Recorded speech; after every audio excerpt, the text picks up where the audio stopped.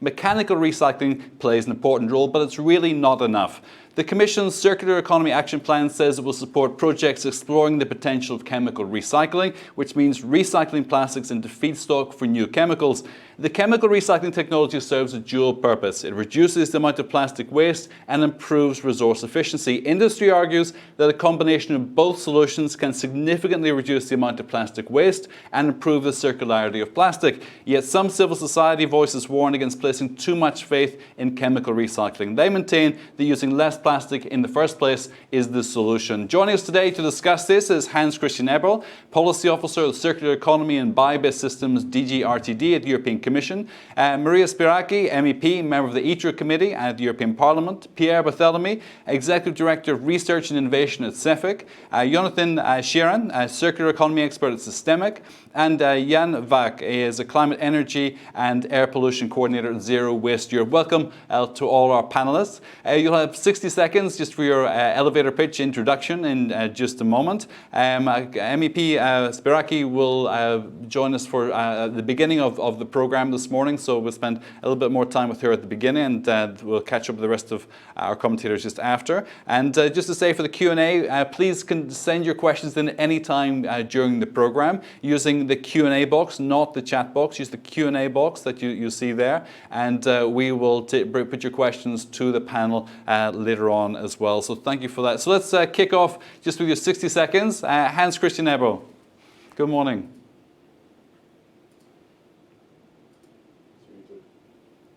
You're on mute, sir.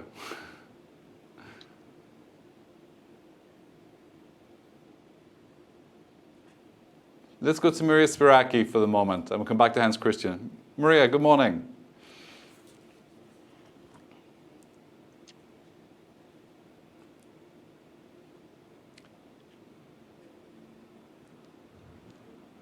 Also on mute. Pierre Barthélemy. How is your mute button working? Okay. Excellent. 60 seconds, sir. It should be on air. Okay, thank you very much. So let me be short and crisp. What we see is that unrecycled plastics waste has become indeed a major challenge for our society, and it needs to be addressed, of course. In Europe, we collect around 30 million tons of plastics every year, but only 50% find its way back of these collected waste plastics find its way back into products. 85% is either incinerated or landfilled. And indeed, this is not only a source of CO2 emissions, but also a waste of valuable resources that we can recover.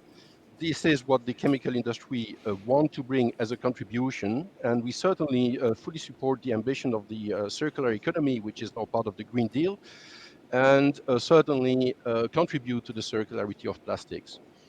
The problem that we have today to reach higher recycling rate is that the existing mechanical recycling solutions cannot treat mixed waste plastics or contaminated waste plastics, contaminated with, for instance, food residues, other materials, or additives. And this is where chemical recycling technologies can play a role, since they can make use of these waste streams, plastic streams. And this chemical recycling solution, by the way, can actually deliver chemicals or plastics of the same quality as the chemicals or plastics that are made starting from additional virgin fossil resources. Where do we stand today? The technologies are understood at a relatively small scale, but we have probably more than 15 companies, member companies of CEFIC, big chemical companies working on the topic and trying now to scale up, making all the preparation to scale up the technology. We have already tested with value chain partners the use of these recycled chemicals and plastics into new products. I can give examples in food packaging, dashboard for the automotive industry, insulation boxes for ice cream, carpet mattresses. And this is, of course, in close cooperation with the value chain partners, our customers. Okay. We certainly have also to do more with, in collaboration with the waste sector, because if you keep in mind the size of the units and sites that we have in the chemical industry, what we will need to really scale up chemical recycling technologies is waste streams of a stable quality and also in quantity. So in summary, we believe that chemical recycling fills a gap, is a necessary technology to increase the circularity of plastics and make sure that we do not waste these valuable resources that we can use in the chemical industry and close the loop. Thank you. Thank you, Pierre. Excellent. Jonathan Sheeran, 60 seconds. Hi, good morning, everyone. I'm Yoni. I was the program director for Breaking the Plastic Wave, as some of you may have seen. We published a few weeks ago, and we were in the cover of the journal Science. So our perspective on this topic, after having looked at this controversial technology in quite a lot of detail, is quite simple. As Pierre said, chemical recycling remains the only viable option for food-grade recycled PE and PP, and for recycling of flexible PE and PP. So that's obviously the benefit. Having said that, we are less ambitious than others on the growth potential of this technology, and we certainly don't see it as a silver bullet, as some are suggesting, because we see some very real constraints and hurdles on economics, on feedstock, and others. So I think for us, the perspective is chemical recycling has a very real role to play in the plastic crisis, but there's a few conditions and proof points that the industry has to prove before we can take this technology to scale. Specifically, four conditions. One is, what is the CO2 profile of this technology end to end, all things included? Second, what is the real yield that this technology can provide back to plastic? Because if the yields are very low, then it will eventually become a plastic to fuel solution, and that is not recycling. Plastic to fuel is basically another form of incineration. The third is, what feedstock can it really deal with at scale, not just at lab? And the fourth is around economics. Can it really pay for collection? Because if the technology can only pay for the cost of recycling and sorting, but it cannot pay for collection, then we're not using feedstock that would otherwise go to the environment. We're using feedstock maybe from a landfill or a dump site. So that's not really helping the plastic pollution problem. So in short, yes, chemical recycling has a big role to play, but it has to meet those four conditions: CO2, yield, feedstock, economics. Thank you. Excellent. Let's talk about those four conditions later on. Thank you, Yoni. And Yannick, back, are you there? Can you hear us? Yes. Excellent. 60 seconds, sir. Good morning. Good morning. Hear me now? Okay, so sorry. So our position is that we can't really rely on chemical recycling as a way out of plastic pollution, and as there are many uncertainties, some of them was just mentioned. I would just like to say that the concept of chemical recycling is not new, and the main technologies have been around for quite some decades already and been promoted by the industry, and are currently now proposed as the solution to plastic pollution, and promises sort of to be able to overcome the limitations of mechanical recycling. However, the evidence base shows that the significant adoption of chemical recycling is limited, lacks details, and it largely remains unclear what role chemical recycling can play in the future waste management. Just to give an example, a recent review of 133 pyrolysis processes by a study commissioned by German state of North Rhine-Westphalia found that out of 133 pyrolysis processes, only 2 were available on a pilot scale, and all the rest remained in a laboratory phase. So while it does look like some techno-fixes could live up to the claims of overcoming the limitations, there are very significant caveats, and there are several researches that highlight the limitations when it comes to the feedstock, needing to have almost pure quality feedstock, and high losses of carbon in the process. So there are significant hurdles in terms of efficiencies, and also validating the quality of the outputs is something that yet needs to be overcome. Therefore, what we ask actually, the Commission is to take a kind of precautionary approach towards chemical recycling and put in place the right policy framework in order to regulate those technologies and to avoid a scenario where chemical recycling becomes a loophole in preventing more progressive policies. Sorry to interrupt you. I've got to speak with Maria Spiraki before she disappears off to another event. Maria, this is really the essence of it as well. Great technology, but there's some uncertainties around it. How do you see this potential?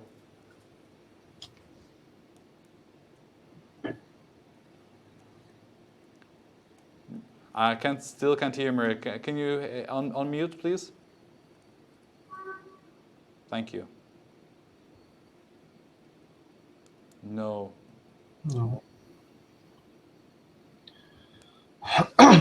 Let's see. I'm going to move again to. Let's go back. Okay. Let's go back to Hans Christian. Hans Christian, we can hear you now. So just your elevator pitch, and we'll try and get Maria back as first just to go. Thank you. I can hear you now. Go ahead. Okay, that's perfect. Yes, I don't want to be the spoilsport, but I think you're asking the wrong questions because you're just focusing on the pollution problem. And even there, I would assume that just by offering a better recycling technology, I don't think you will be, let's talk about marine pollution, you will get any of the litter or of the microplastic pollution out of the oceans or out of our groundwaters even now. But I think we should tackle the other problems and see the bigger picture, because we have a resource problem, we have a pollution problem, we have a climate change issue, a CO2 problem, we have a value chain and economic problem, and I think that just by offering new recycling technologies or by offering technological solutions, I think we won't be able to solve any of these problems. So what I would like to see in this discussion today is that we address these dichotomies, which I think are false dichotomies. It's not like you have pollution and then you have a technological solution and then the pollution will be gone. I think that's not the case. And also, it's not like, as you said in the introduction, there's one part of the civil society that is against plastics and the other part is pro new recycling technologies. I think there's a broad spectrum of measures, and we need to talk about eco-design. We need about bioplastics. We need to talk about biodegradable plastics. We need to talk about new use forms. And extending the lifetimes of products. And what we need to talk about the most is probably about design for recycling and circular design. If we tackle all these issues and manage to solve these problems, then probably chemical recycling will have a place and will contribute to the solution. But it's not a solution in itself. So if we can widen the discussion today, then I'll be very happy, and I will also be able to tell you what research and innovation can do there. Perfect. Let's do that. Let's go back to Joni. Joni, just leading on from that as well, you're of the same view, and I think Pierre will say the same. It's that this is part of the solution, and Hans Christian talks about circular design, so designing the whole of the plastics economy around a series of solutions. And you said you weren't so ambitious as some others in terms of how chemical recycling can be used, but you have some ambition. So explain to us how chemical recycling can be part of this design process. Yes, for sure. So just talk a bit about our ambitions. After extensive modeling that we've been doing over the last 2 years, together with the Future Charitable Trust and others, and an extensive modeling exercise that we did, looking at all the solutions kind of end-to-end globally through Breaking the Plastic Wave. Our conclusion is we estimate the role of plastic-to-plastic chemical recycling at about 13 million tons by 2040, 1-3. So that's much more than today. which is less than 1 million tons, but less than the grand ambition that some others in the industry are talking about, which is much more than that. And the reason we think that is kind of some of the key constraints that we see is around feedstock availability. So when you look at all the feedstock that can go to mechanical recycling, which I think we all agree is a superior form for those feedstocks that can go. When you look at the economics in some parts of the world, where just collection economics are very difficult, especially in rural places in the global south, where waste density is very low and it's very hard for the economics to work.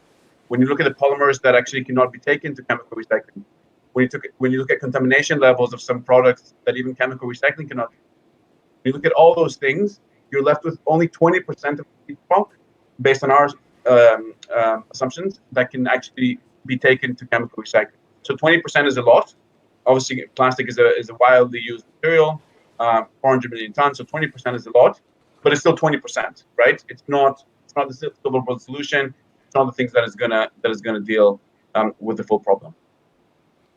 Okay, thank you. Let's go back to Pierre on this as well. What is the way forward for this? Is it simply to wait till the technology is more advanced, or are you looking for a level playing field so that this can be scaled up more quickly? Thank you, Brian. It's certainly not waiting. The technology is understood. We know, and that we always speak about chemical recycling. There are several technologies. Without going into the technical details, you have pyrolysis processes, you have gasification processes. You can go plastics to polymer directly, by the way, with the solution recycling. We'll not go into these details, but the technology is understood. We need to scale them up. As always in the chemical industry, you go from small scale, lab scale studies, then you go to small pilots, bigger pilots, and all such, until you have demonstrated that you master the technology and it can go into full scale. So this is what the chemical industry can do, and this is actually what the chemical industry is doing right now. This is precisely working on these scale-up exercise in a nutshell. Certainly, we need, as I've mentioned in my introduction, to work with our customers, demonstrate that as we are convinced ourselves already, and has been demonstrated in a few cases, the product coming out of chemical recycling can deliver the same quality as the plastics or chemicals that are made currently with virgin fossil resources. And we have to work also, it's part of the scale-up exercise, we have to work upstream from us with the waste sector. We have to collect better, we have to collect more, we have to sort out better. But what we will need to feed our large-scale plant to make the process economically viable is certainly to have a stable stream of the waste plastics that can be treated in our chemical recycling plant. What we need also is to work certainly with the policymakers. We need to have a level playing field, recognizing chemical recycling next to the other technologies for closing the loop with plastics. It's about having in Europe, and sorry, I take a European perspective, of course, here. We need to have a harmonized understanding definition of recycling rate, which is at a European level. We need to have a common understanding of recycled content across the member states. We need to have the possibility to collect, because again, scale is the essence in chemical recycling and the economics of the process. We need to be able to see waste being collected, including across the borders of the member states. Okay, and let me put this also. Let me just put this point back to Hans Christian. I'll come back to you in just a moment as well. Hans Christian, you mentioned collection has been a key, not an obstacle, but a bottleneck in this process Absolutely. as well. What's the problem with the collection process? Why is it such a bottleneck? I think there are several reasons, and I want to go beyond collection, because littering is not just because collection is insufficient. Littering is also caused by the way we are consuming products. because I think with the best collection systems, you won't be able to address the problem that we have with marine litter completely. Because see, for example, the new problem that we have with face masks now in the COVID crisis. Just because you offer a collection system doesn't mean that people won't throw it in the streets anymore. But going back to collection, the thing is that you have a huge diversity of collection systems in the member states. You don't have proper incentives. You don't have ideal enforcement conditions in the member states, and people are probably not motivated to separate their things properly. But isn't that part of the problem that's part of the problem for later? We begin to design it, but we're looking at 30% of plastic which is collected is being recycled. So 70% of plastic which is being collected isn't being recycled. There's a huge opportunity to begin with that process now without even talking about collection. Isn't that right? That's Christian. True. You're right, but the collection problem is something that, from a Commission perspective, we've been struggling with this since decades, because it's a subsidiarity principle, and what I also see is that the huge variety of different plastics, different shapes, different types of plastics, and the people don't really know where to throw their things, and that you have plenty of specifications that make recycling difficult afterwards. I mean, that's not really encouraging for consumers either. Okay, let me put this back to you, So Yannick, as well. Yannick, it's wishful thinking to expect that we're going to not use plastic. So, in terms of collection and this processing, clearly you would favor using chemical recycling as a means of not polluting the shorelines, for example, which the predictions for how much more pollution on our shorelines, even within the next 20 years, is pretty horrific. When it comes to in terms of solutions, then I'm very much I agree with Hans Christian in terms of what needs to happen. It's clear that the downstream innovation is not going to be enough, and we need to focus on the upstream, and particularly on reducing resource use altogether in order to prevent waste in the first place. If you look at the figures in terms of plastic production, there is no way of we can catch up with all the infrastructure for better separate collection and recycling by just investing in there, because we are, if you look at the plans, the plans are to reach almost double the plastic production in the coming 10 years.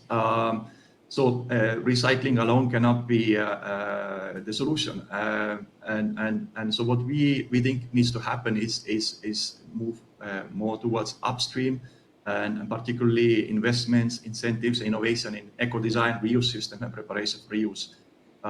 That's where the focus has to be, and I think the current debate on kind of if we can chemically recycle those plastic waste, which is hard to recycle because of toxicities and also because of economics. I don't think we can really solve it. We need to do more about the recyclability, and I think that's where the focus has to be at.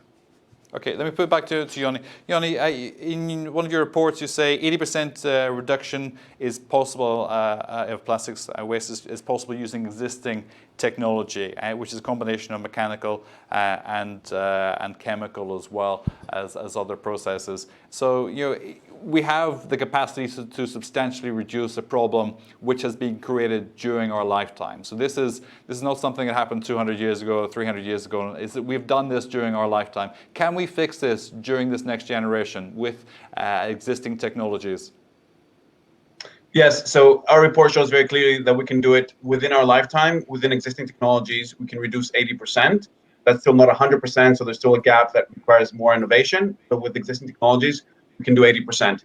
And I'll give you a bit more on that in a second. But I just have to go back to the collection point Sure. from the previous discussion just for a second, because we have to differentiate between Europe and other countries in the global north, where the problem is mainly lack of circularity and the fact that we're not recycling enough and that we're losing, we're using everything virgin. Versus in the global south, where you talk about ocean pollution or environmental pollution in general, most of the problem is in the global south. And there's where the collection issue is the problem, right? So in Europe, we may not have a collection problem, but in the global south, we have a massive collection problem. And just to put that, just to give it a few numbers, just to put that in context.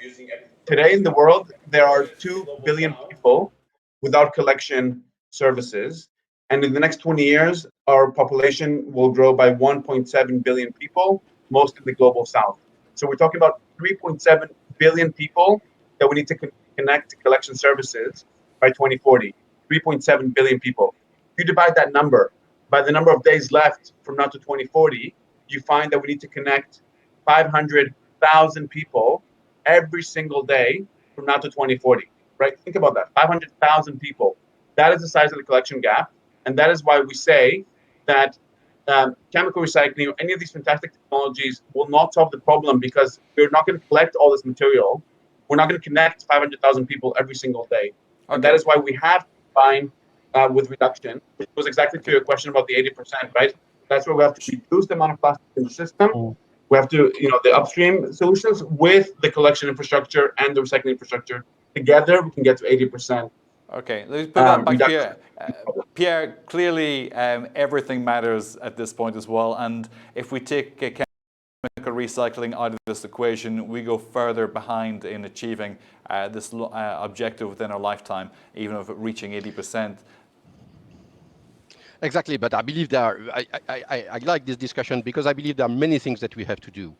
And first of all, plastics, I believe we all agree this is a fantastic materials. And that's the reason, by the way, why it is used in so many products in the value chains. So I believe there is a benefit of plastics that we need to keep. Now, is chemical recycling going to solve all the problems that we are discussing here? No.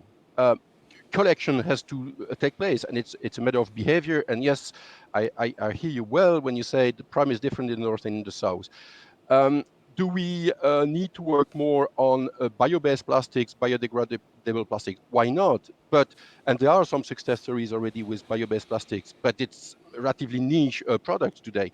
Can we work on eco-design? There are probably some cases where eco-design will improve the current situation.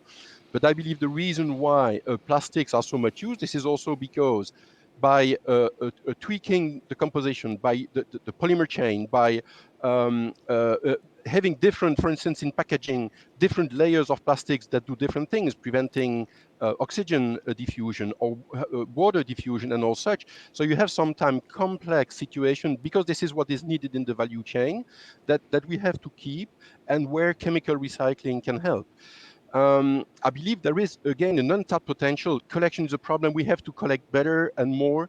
But there is already an untapped potential today. Again, 30 million tons of plastics waste are collected every year in Europe. Only 15% is recycled right now. So we first need to address that huge potential that we have, and where chemical recycling is a solution.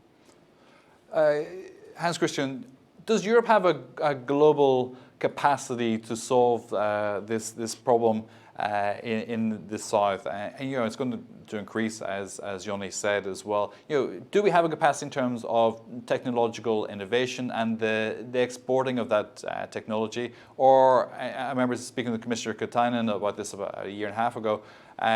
He saw the huge resource that exists in the oceans for plastic recycling as well. Do European companies, if not governments, have an opportunity to solve this problem and to be profitable at the same time? Well, I think they do, and I think they should. And in the research and innovation work, you know that this is open to third countries, and that we have lots of international cooperations, and that we even have specific programs where we, for example, cooperate with African countries.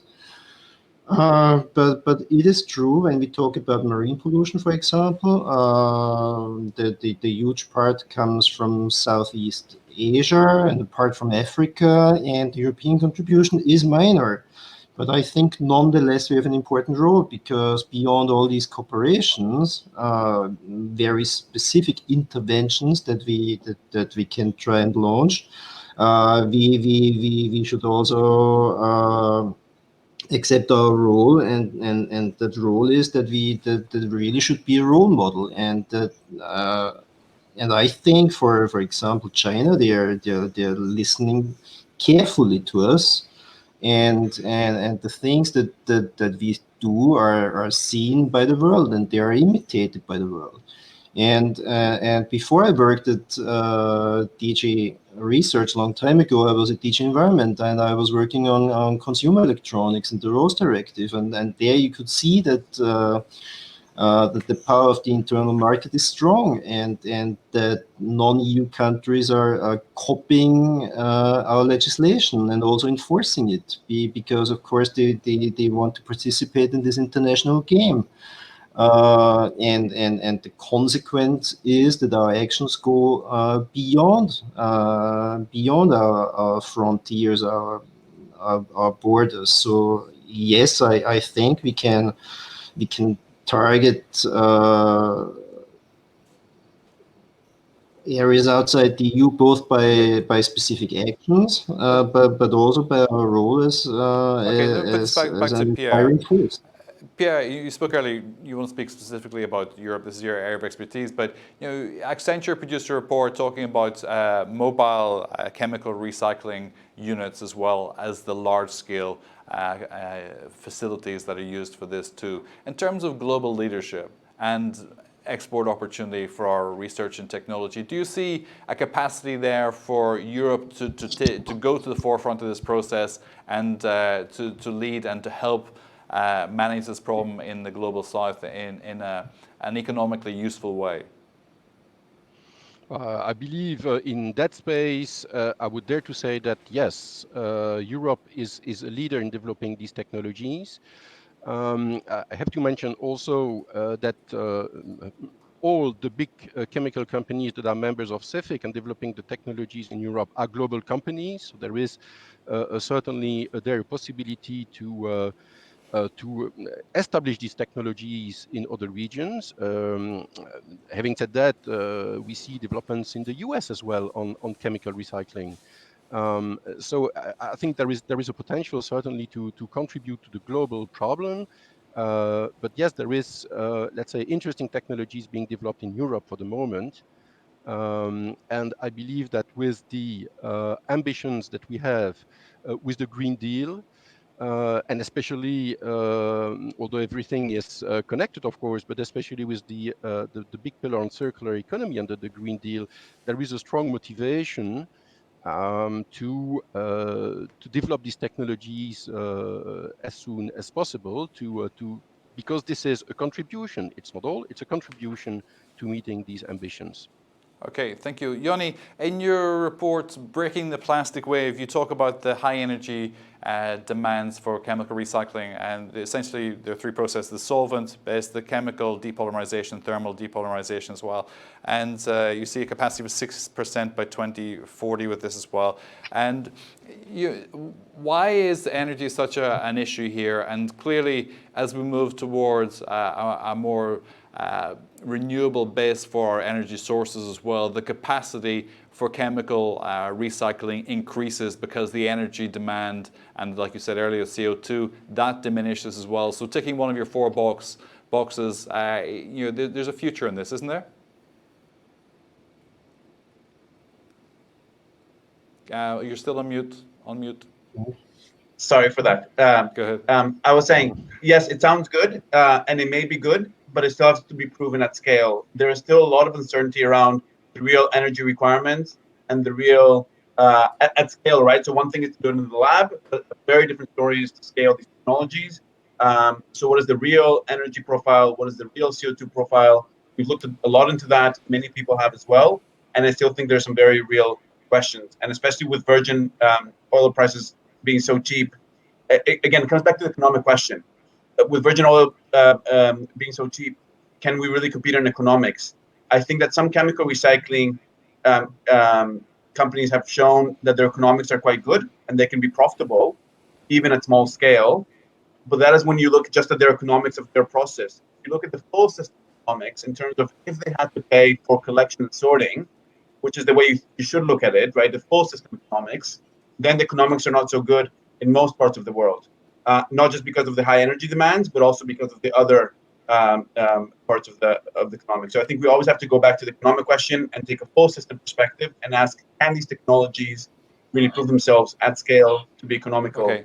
And for Pierre, now, the answer is maybe. Okay, Pierre, want to respond to that? Then we'll bring Hans Christian in on the innovation, the research side of this as well. Pierre.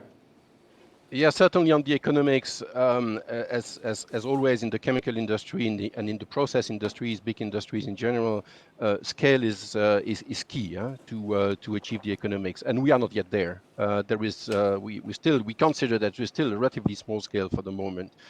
On the greenhouse gas emission, I'd like just to mention that you start seeing quite interesting LCA studies being published. I will not go into the details of this. We will soon, I believe by the end of the month, it will be launched. We have commissioned a report by Quantis to analyze the available LCA studies, and this is what we call a meta-analysis to achieve, relatively broad conclusions. And what we see is that when you compare the production of plastics from fossil resources, virgin fossil resource, or through chemical recycling, there are a substantial reduction on greenhouse gas emissions.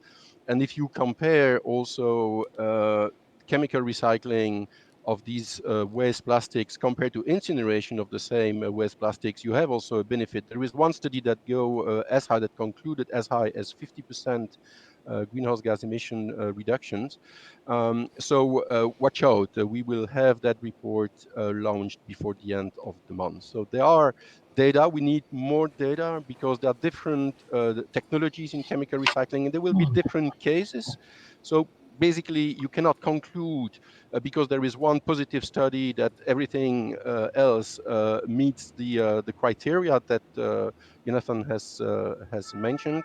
But at least what we've seen so far goes in the right direction with substantial positive impact on CO2 emissions.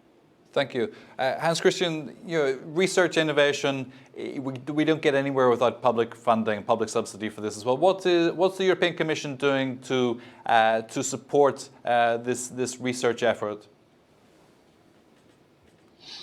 Well, it's very straightforward. What I'm working on is now programming Horizon Europe. And in Horizon Europe, we will have a focus on the material streams that have been highlighted in the Circular Economy Action Plan, and one is, of course, plastics.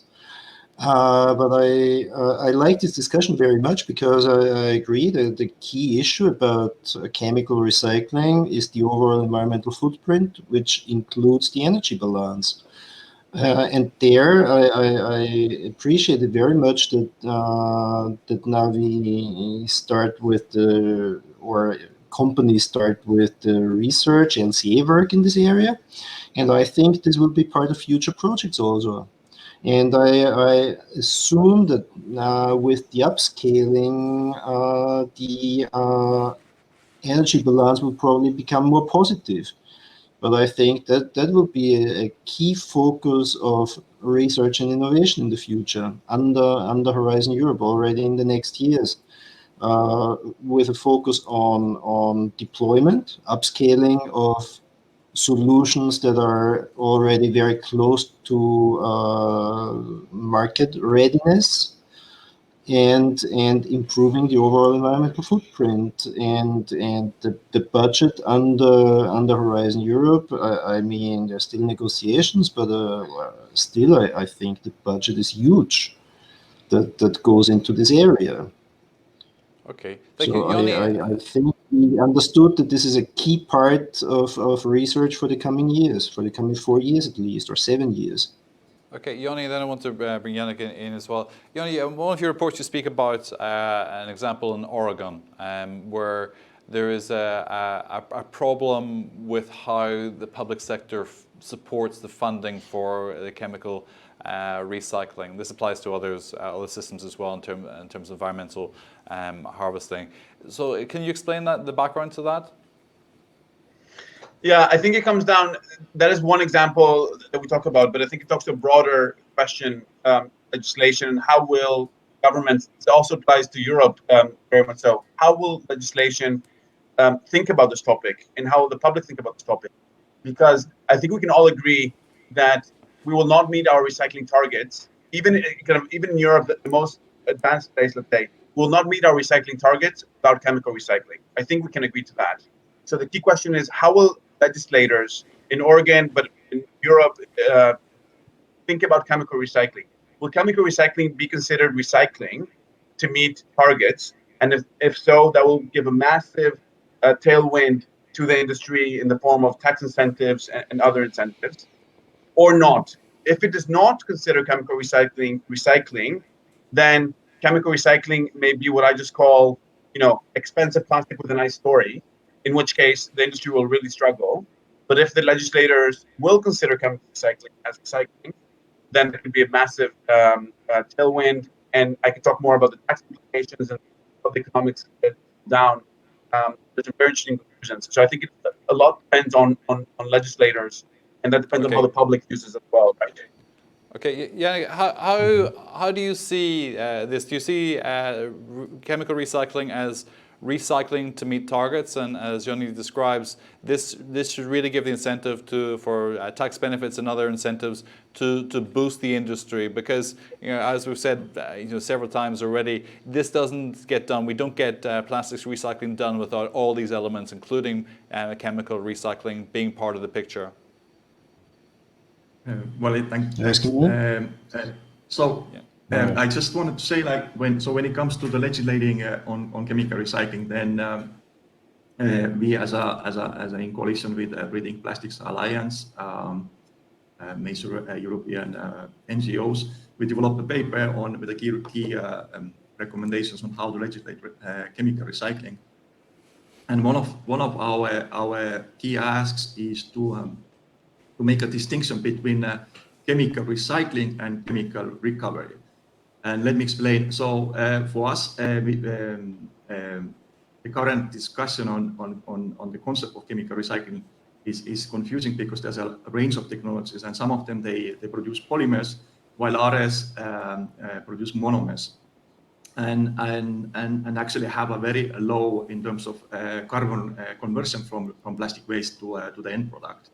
And so what we recommend is that to make a distinction in EU law and only allow technologies that produce polymers as to be considered as recycling, and the rest of the technologies should be considered chemical recovery, and that would be very much in line with I think also with our climate ambitions, because we have seen that the current focus is mainly on the pyrolysis processes, and these are extremely energy intensive processes and lose a lot of carbon in terms of when you want to get out some products that are actually useful. So the upgrading processes of pyrolysis oil are extremely energy intensive, and it has a lot of difficulties in terms of removing contaminants. So I think this distinction would really help to create clarity in terms of what recycling processes should be promoted and which will not. Thank you, Pierre. Do you agree with this analysis, that there should be the separation of polymers and monomers? But unfortunately, the situation is a bit more difficult if you really know the chemical sides. I think chemical industry is very integrated, and if you go to the very big units early on in our chemical processes, you produce intermediates that go either to polymers or go to chemicals. So I think making this distinction is going to be another hurdle in the way to increase the recycling of waste plastics. I think where we have to draw a line is whether you recycle plastics to make fuels or whether you recycle plastics to make chemicals and polymers and new plastics. And the chemical industry, for the chemical industry, it's a resource issue. So it's really about turning plastics into the product that we make, not making fuels, turning into chemicals and monomers, and further down the road, polymers. So that's really where we are, what we are trying to develop. Okay, Hans Christian, you want to comment on that? Absolutely, yeah. I think our position is somewhere in between what Pierre and Yannick said. Of course, what we don't want to see is that something is calculated under all the targets in the waste legislation as recycling, and it's just a detour to incineration, so that you produce some low quality feedstock material that will be incinerated after all. We see that this has been a problem in the past with other waste streams, and this has always been a debate under the waste framework legislation. So that is something that we don't want to see. But I think the differentiation between, say, monomers and polymers, I mean, our traditional position is the moment that you have a secondary raw material and this goes into production, you talk about a recycling process. You have recycled material. What I see, though, is that we should have a discussion about quality in this process, quality of the outcome material, because what we need is that we increase the demand for recycled materials and for secondary raw materials, which is the better expression, and that we should also reduce the environmental footprint, and this is where we should start our discussions. Well, let me ask you about increasing the demand. How do we increase demand for recycled materials? My answer would be that we need to build trust. We need to establish new value chains. We need to provide all the information that's necessary.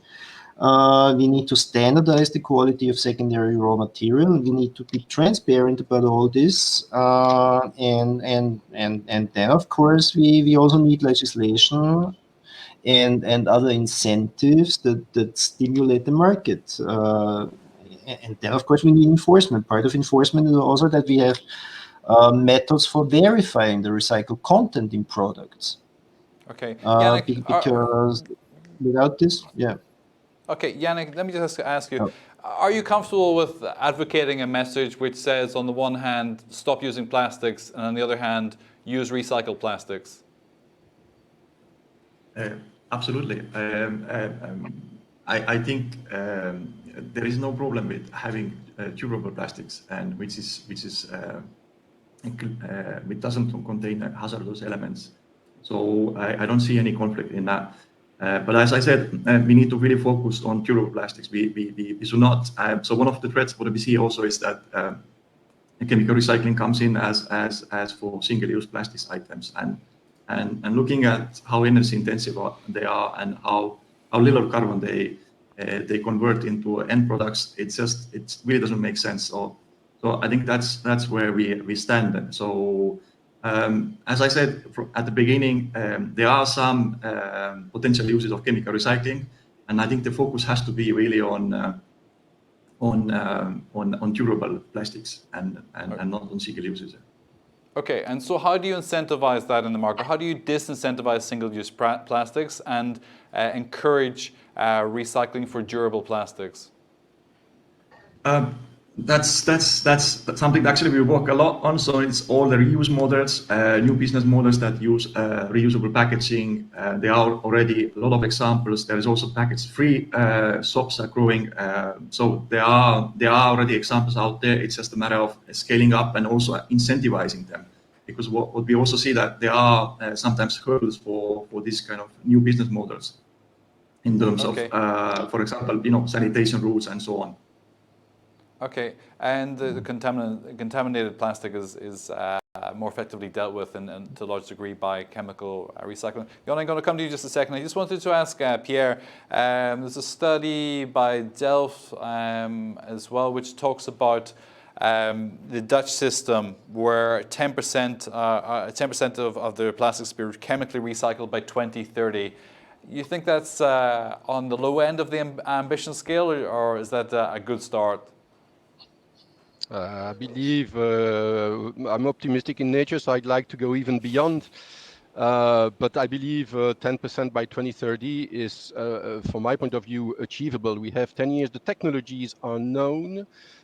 we have to scale them up, of course, but they are known. We do not start from scratch. So indeed, that seems to be a realistic objective from my point of view. Okay, Yoni. Just to talk about the point you raised before about how do we incentivize this thing, because I think the key issue is legislation. I agree with everything Hans Christian said of everything that needs to be proved, but I think it all starts with legislation, because we cannot expect consumers or even industry through voluntary actions. The reality is that the cost of virgin plastic today is very, very cheap, especially with the recent decline of oil. So it's very hard for recycled material, any recycled material, to pick up. I think there's two key things that legislators can do to really support, to send the right incentives and the right signals to the market to really support this. The first is minimum recycled content requirements in products. We see in the UK, where I'm based, next year we expect a rule saying that any packaging with less than 30% recycled content has to pay a £200 tax per ton. If you do the math, that comes out to a £666 premium that recycled content can charge relative to virgin.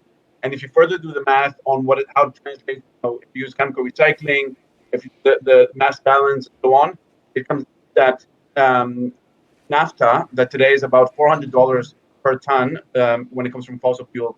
If it's recycled based naphtha, the industry could charge 2 or 3 times that price with that tax incentive in the UK. So that can be a massive game changer. I know Europe is doing many similar things as well. It's really, legislation can really support recycled content. And the second thing is right? A good, progressive, and producer responsibility that aligns incentives is a critical instrument to help bring some of these solutions to market. We can go into more detail, but I'll leave it there for now. Sure. Hans Christian was nodding enthusiastically. No, I fully agree with Jonathan. I think recycled content is the way forward, and we are discussing this under eco-design, and we are discussing this in I think 2 work groups, inter-service work groups under the Circular Economy Action Plan mandate. So I think this will certainly be the future, but you know the legislative process. So if we talk about this now, when will it be in the official journal? It might take, I don't know, 5 years, or maybe that is even too optimistic. But I fully agree that and sending out the message is probably already an important first step that we want to go there. And let me ask Pierre as well. Pierre, some of your members, they supply the likes of Coca-Cola and these massive producers that rely heavily on plastics as well. And yet, if it's going to take 5 years just to get this on the legislative train, aren't your members, aren't global enterprises far better positioned to alter the supply chain and to demand a shift in content for their products than government is able to do? It's certainly part of the equation. Yes, you have a point. I think what we see in the value chain is actually a strong request for having higher recycled content. I'd like to step back maybe 1 minute in the debate on what would incentivize chemical recycling is certainly also to have a legal acceptance of mass balance. I think this is key for a tracking and being able to identify a higher recycled content in product. And I think this is something that we really need to have that common understanding and even a standardized approach, how we accept and use mass balance for having recognition of chemical recycling and recycled content in products. Okay, thank you. I'm going to take some questions here as well. So one from Fabian Wettlitz. He asks, Hans Christian, will the Commission define the boundaries of chemical recycling and add it to the waste hierarchy?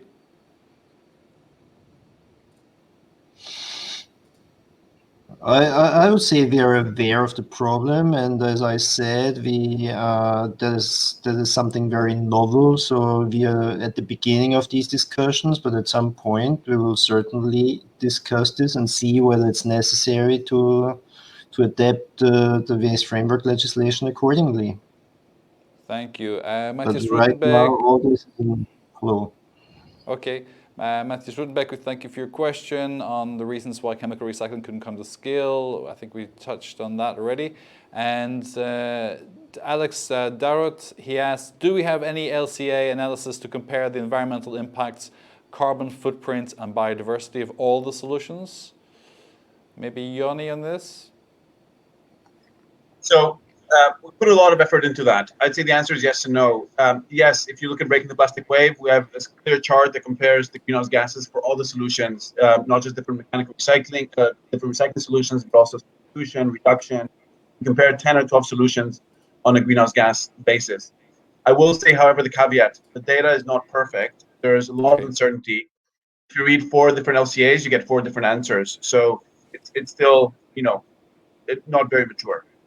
Okay, let's give 2 questions here to Pierre, answer them super quick on each. One from Anonymous. Will the chemical recovery of a product end to waste flake into a chemical count towards the recycling rates? Should it? I'm not sure I understand the question. Sorry for this, Brian. Okay, let me just move on a second. Is export of the European plastic waste to third countries not at the basis of feedstock availability for chemical recovery? It's from Philip Dixons. I think if I take a European perspective again, plastic waste for us is a resource. So I think if we could develop better recycling technologies, and again, chemical recycling can play a very big role there, I think we could certainly manage the plastic waste that we have in Europe. And it's part of the, why do I say that? This is because this is part of the few options we have to have a source of carbon in the future. If we want to reduce fossil resources, there are not so many and we need carbon because our products contain carbon, as you know. But there are not so many options. It's using more bio-based feedstock. It's using waste. That's exactly what we try to do with chemical recycling of plastics. And it's using CO2 or even carbon monoxide. But these are the only 3 alternative sources of carbon that we have. Okay. And we have a resource problem in Europe, as we know. Okay, thank you. Anne-Louise Ellison, I think your question, how much raw material can be substituted and how many loops? So we can answer that after with some literature on that. Another question from Just Nasons. Doesn't it all start with consumer behaviour? How to motivate wanted behaviour and punish the unwanted? We don't punish people in Europe, just. So we're talking about the mass, Pierre in fact said legal emphasis on mass volume as well. So isn't there a way to encourage consumer behavior with maybe even like a traffic light system in terms of acknowledging that this product it contains a certain volume of recycled material? Pierre? Because customer behavior is indeed extremely important. I believe we all recognize that plastic is a fantastic material, and this is the reason why you find them in so many value chains. The only problem that we have is that we put it in a place where it shouldn't be. Plastic shouldn't be in the environment. But what I do not understand is why we could not achieve high recycling rate with plastics like we have achieved already with glass and with paper, because we also we do have 70%. Our recycling rate for paper, glass, and metal. Yeah, and 30% for plastic. So we are far from this. So we have to find a way, and it starts indeed with consumer behaviors. We have to find a way to get close to these numbers with plastics as well. Okay, Joni, you want to answer that too? Yeah, if I can politely disagree, I don't think we can put too much onus on consumers. I think the fact that glass and other materials have high recycling rates proves that it's the same consumers, right? It proves that consumers are doing what they can. The reality is that the plastic system is very difficult. It's very confusing. There's many challenges. And what you do put in the recycling bin doesn't always get recycled. So I don't think we can put too much onus on consumers. I would say it's much more on legislators and on industry. If anything, if we want to take it to the public, we can say on voters, right? Voters or citizens definitely have a role, but not so much consumers, because when you're in front of the shelf, you have what you have. Yes, in your house, you have to put it in the right bin, but I wouldn't expect too much of consumers. I think industry and policymakers need to get their act together before we can ask more of consumers. But isn't there a role for consumers, Johnny, where you buy There fair definitely trade is. coffee, for example? There definitely is a role for consumers. There definitely is a role for consumers, but I think the question is, does it not always start with the consumer? And my point is, it doesn't start with the consumer. The consumer has to play his part and her part, but let's not expect too much from the consumers. The system today does not make it easy for consumers to play their part. So let's fix the system first, and then ask consumers to play along, just like they do with glass and aluminum. That proves the consumers care, especially in Europe, consumers care. Okay, we touched a bit on pricing models for plastics as well. We had a question: would a minimum baseline price for virgin materials be a solution? I know that's probably not economically the way forward, but can we look at plastics in the same way that we look at carbon, Hans Christian, in terms of creating a system for credits and punishing those who don't produce clean products? Don't you think that's a massive disturbance of the European market, of the internal market, and against all market rules? I mean, I don't know. I'm the environmentalist here and the research guy, but I would assume that there are lots of DGs in the Commission that will disagree with what you just said. So I would say the short answer is no. And I want to go back to the consumers because I think we need other instruments. We need softer instruments, and the examples glass and paper show that consumers are willing to do their part. So there's an education element there, though, Hans Christian, isn't there? Is that, as Johnny said, it's confusing, and if it's confusing, people don't comply. Exactly. All right. I agree. Okay. Question for Pierre. If you see plastic waste as a resource, how can you claim to be contributing towards waste reduction? Because, as I've said, we deliver a lot of functionality. I mean, plastics serves a lot of functionalities in the value chain. This is why they are so successful. It's the applications downstream from us, our consumers, recognizing the benefits of using plastics as a material for their application. And I believe this is a benefit that we bring to society that we have to keep. But we have to close the loop, for sure. Okay. So I don't see a dichotomy here. Sure. Please keep sending in your questions. We have a few minutes left, and I'll try and put a few more to those before closing remarks with our panelists as well. Let's talk about incentives for chemical processing. Pierre, maybe you want to just give some insight into this. What would you like to see for the chemical recycling industry? What do you think would work, and what do you think would be politically acceptable as an incentive? I think in a nutshell, I think we have to make sure that we have full recognition for chemical recycling as recycling options for plastic waste. So we want a level playing field. And I'd like to make it clear that this is not about chemical recycling replacing or substituting mechanical recycling. I think there are waste streams that can be handled by mechanical recycling. Why not? It's part of the solution. It's part of the toolbox. But we need to have we need to have a level playing field whenever we look at the regulations and legislations that recognize chemical recycling as a recycling option at the same level as other possibilities, including mechanical recycling. That's what we need. Okay. Joni, same question. What do you think would be acceptable? I agree with that. I don't have a lot to add. I agree. Okay. Yannick? Well, I mean, as I said, first of all, we would like to have the distinction between different technologies. So there's a lot of work to do on clarification of definition of chemical recycling, what should be considered chemical recycling and what's chemical recovery. When it comes to chemical recycling, I think recycled content is the key. Potentially taxing. Having a tax actually on virgin plastic would help recycling in general. So that would be used for EPR measures as well. Again, DRS systems, deposit return systems, they are very good in terms of getting access to very high quality, pure waste streams. So all this helps a lot. Okay. Hans Christian, in the days before COVID, if you dare to remember them, plastic recycling was really part of the big political agenda, certainly in Brussels, and First Vice President Timmermans was and remains a strong advocate of the circular economy, and plastics was one of his focal elements. I think it is now completely illegal to have single-use plastics within the Commission at this point. Is part of the problem that this has gone off the political radar a little bit? Do we need to begin this re-education process for the recycling? And do we need to rediscover the ambition that Vice President Katainen had, Vice President Timmermans had in the previous Commission as well, where the circular economy and plastics in particular, and especially marine pollution, were really top of the agenda? Yeah.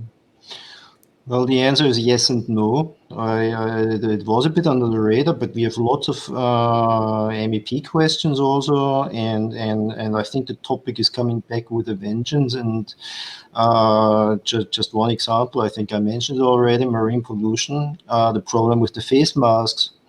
I think the problem is visible and people understand it. So I think the public awareness is huge. So I think the whole thing needs to gain momentum again, but it hasn't disappeared completely.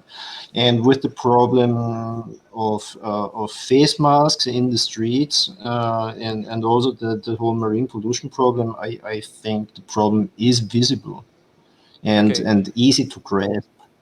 Okay, Pierre, it's one thing to have this top of the political agenda and politicians of all shades shouting about it. It's another thing to actually get it done and to have somebody pay for it. How does this, what's the next step in terms of advancing plastics recycling in general and advancing these new technologies and such as chemical recovery as well? What do you see as the immediate next step? I would say, first of all, Brian, that the topic is not completely out of the agenda. Of course, this is certainly visible in the Green Deal. You can go through some pillars of the Green Deal, and you will see that there is a connection to plastics and plastics recycling. I'd like to mention, by the way, that yesterday the Chemical Strategy for Sustainability was launched. And if you read it through, you will see a mention of chemical recycling there. So I believe there is visibility and recognition for the issue and for the solution that chemical recycling can represent. I think what we have to do next is really look at the scale up. Hans Christian mentioned Horizon Europe. We follow this very closely, of course, and it helps. But of course, Horizon Europe typically goes to, or maybe I'm using a technical word here, but it goes to TRL 7, maybe 8 at best. We have to go beyond this when we speak scaling up. This is certainly going beyond TRL 7 that can be achieved with the traditional framework program. What has to happen next? I think we have to work with the value chain partners and with the policymakers to make sure that chemical recycling can deliver. It's part of the solution. It does not represent 100% of the solution, certainly not, but it's part of the solution. There is a big potential. Remember the 30 million tons that we collect in Europe every year, of which 85% is landfilled or incinerated right now. So let's work together on creating the conditions to scale up the technologies. Let's start. The technology is there, and we need help. Maybe, and I will finish with this, the recovery plan is an opportunity in the member states to push forward and give support to a few first chemical recycling units. We have hope that the recovery plan can be an additional scheme to support our efforts in scaling up the technology. Thank you. Final comments, literally 20 seconds each before we close. Let's start with Yannick. Your key message. So, yes. So maybe to conclude, we think that maybe chemical recycling technologies could have some role in, particularly in these cases, for example, in ridding some plastics from hazardous substances. I think we should not mistake them for a silver bullet solution. And most importantly, any support system for chemical recycling should not come out at the cost of preventive policies.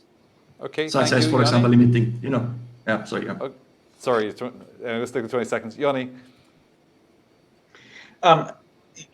You can't just drop chemical recycling in today's system. We need to fix collection, we need to fix sorting, we need to put the right policies in place, and we need to pass the four tests I mentioned at the beginning: CO2, yield, feedstock, and economics. Policy has a critical role across all of them. There's a very real OPEX gap to fill, and it needs to be filled with EPR systems that are well designed. Thank you. Hans Christian, 20 seconds. 20 seconds.